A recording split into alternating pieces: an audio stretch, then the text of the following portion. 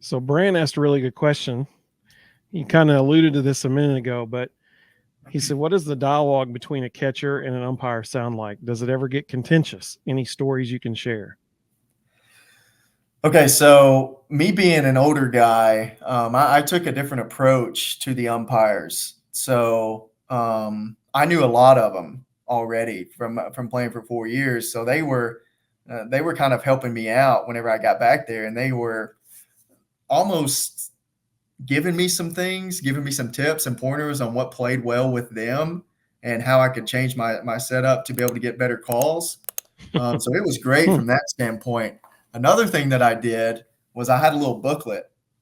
So the way that the SEC works is the umpiring crew, they make rotations. So let's say if I had a guy that was umpiring with us against Auburn, a couple weeks later, if we're playing a Florida, I might have hit the same guy. So knowing that before the season started, I had a little booklet, and I would get to talk to the umpires back there. And if I got to figure out the kid's name, or their kid's name, or if I got to figure out where they went on vacation, man, I was documenting it.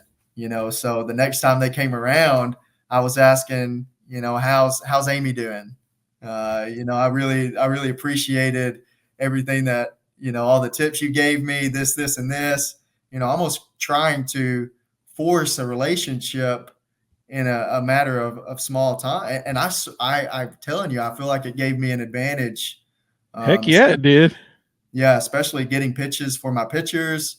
Even in the box, it gave me an advantage as well. And then I have Frank Anderson, who I love. How many times did that keep Frank Anderson in the ballpark?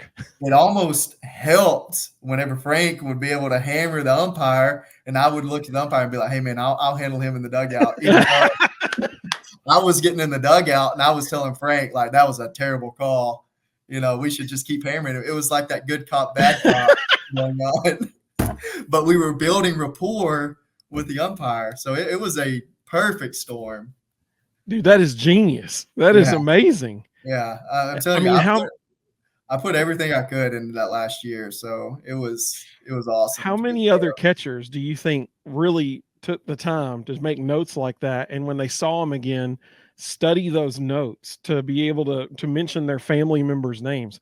I guarantee you were probably the only one. I would say there was definitely no more than maybe one other person who did that. So that's genius, because that set you apart from everybody. Right. And I think that I'm telling you, my school set up, my class, I was able to think about things and put everything into baseball when probably juniors at the time were focusing on class and, trying to make sure that, they were staying compliant and able to keep playing and all that. But I was strictly playing professional baseball in college is what I was doing.